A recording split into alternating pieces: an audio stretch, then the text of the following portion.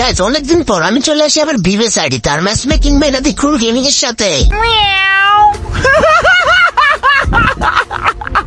একটা পর্যায়ে আমাদেরকে ম্যাচে নিয়ে যার ম্যাচে আসতে না আসতে আমার টিমমেটরা বলতেছিল যে ম্যাচে নাকি ক্রুল গেমিং পড়ে গেছে। তাই আমি সিদ্ধান্ত নিই আজকে আমি লবিতে ক্রুল গেমিং এর সামনে যাবই না, যেন ক্রুল গেমিং না জানতে পারে আমি যে ম্যাচে পড়ে গেছি। কিন্তু দুঃখজনক বিষয় হলো ক্রুল গেমিং নিজে আমাকে খুঁজে বাইর করে ফেলে। আরে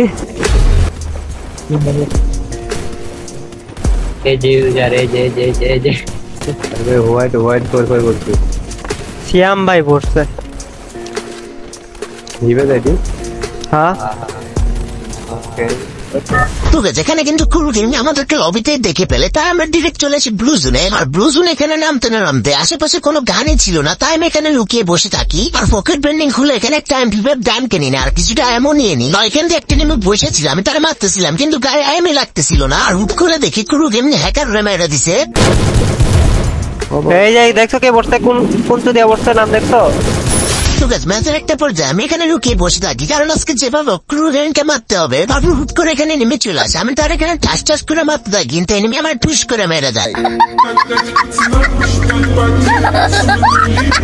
ঠিক আছে, এনিমি আমাকে এখানে ফুসটাস করে ক্লিয়ার করে